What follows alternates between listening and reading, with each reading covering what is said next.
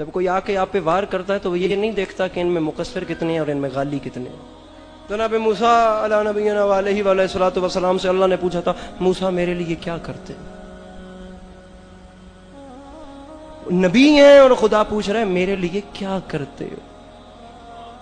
باری اللہ میں نماز پڑھتا ہوں، میں تیری عبادت کرتا ہوں، میں روزے رکھتا ہوں. فرمایا موسیٰ میں نے پوچھا ہے میرے لیے کیا کرتے ہو؟ نماز اس نے میرے لیے بنائی ہے،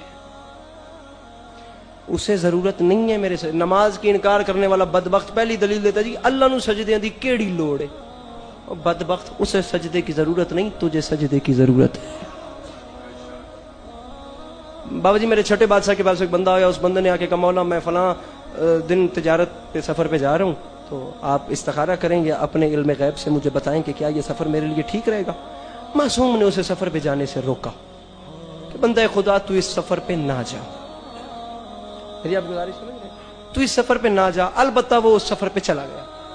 وہ چلا گیا اور واپس آ کے سرکار کہتا ہے سرکار آپ نے تو مجھے روکا تھا لیکن مجھے دیکھیں اتنا منافع ہوا، اتنی دولت ملی، اتنی میری آمدنی بڑھ گئی.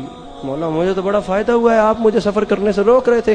سرکار نے فرمایا ذرا سوچ کے بتا فلاں دن فلاں جگہ پہ صبح فجر کے وقت تیری فجر کی نماز رہ گئی؟ اس نے کہا بادشاہ بالکل آپ صحیح فرما رہے ہیں، نماز رہ گئی. سرکار نے فرمایا دنیا و آخرت کے خزانے جوڑ کے بھی لے آنا تو اس نماز کی قیمت نہیں بنتی. میں بات کیا نہیں کر رہا. میرے چھٹے بادشاہ فرماتے ہیں کہ اس بندے کو ہماری شفاعت نصیب ہی نہیں ہو سکتی جو نماز کو اہمیت نہیں دیتا. نماز نہ پڑھنے والے سے بات ہے ہی نہیں، اس سے بات ہے جو نماز پڑھتا ہے لیکن اسے اہمیت نہیں دیتا. ہمیں جو خیال دنیا میں کہیں نہیں نہ آتا وہ نماز کے دوران آتا ہے.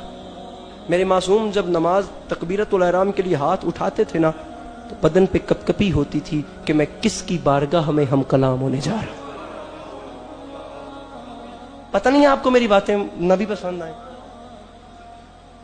سرکار رسالت مآب صلی اللہ علیہ وسلم اپنے اصحاب کے ساتھ مسجد نبوی میں داخل ہوئے. ایک عجیب منظر دیکھا. ایک بندہ میں نے دیکھو بندہ نماز بھی پڑھ رہا ہے، کبھی داڑھی کھجلا رہا ہے، کبھی یہاں خارش کر رہا ہے، کبھی لباس درست کر رہا ہے، کبھی اپنے بالوں کو ٹھیک کر رہا ہے. سرکار صلی اللہ علیہ وسلم نے مسکرا کے فرمایا اس بندے کی نماز نماز ہی نہیں ہے. اگر اس کے اندر خدا کا خوف ہوتا نا تو اس کے اعضاء سے واضح ہو رہا ہوتا.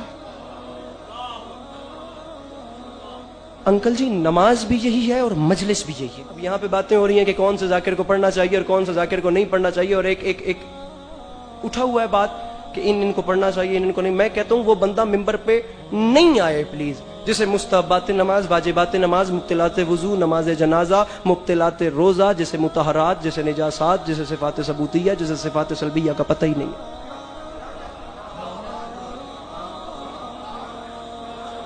یار کم از کم ممبر حسین ہے نا، مذاق کی جگہ تھوڑی ہے. مذاق ہو رہا ہے کوئی یہاں پہ آپ آ جاتے ہو جو آپ کو پڑھ کے آپ جا. یار سب میرے لیے قابل عزت ہے.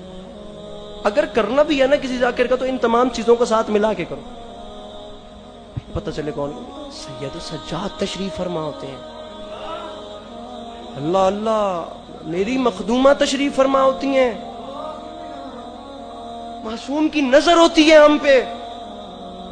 یہ بچ کے ایک آنسو بچتا ہے ہم گناہگاروں کے پاس، صرف ایک آنسو.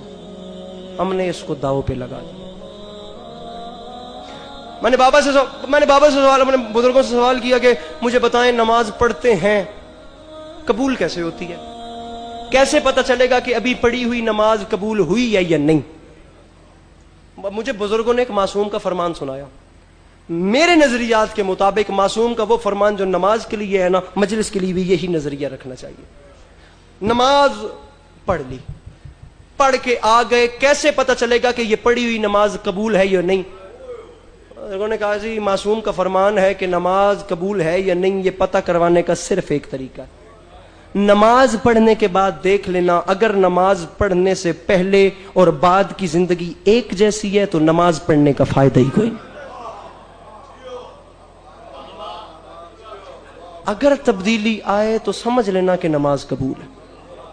یہ فرش عذاب بھی یہی ہے. اگر یہاں سے اٹھنے کے بعد آپ کا نظام پہلے والا ہی رہنا ہے تو آپ سمجھ لیں کہ آپ مجلس میں نہیں آئے. آپ سمجھ لیں کہ آپ کی آنکھ کے نیچے خاتون جنت کا رومال نہیں آیا. آپ سمجھ لیں کہ آپ آ کے بھی بے حضور ہیں.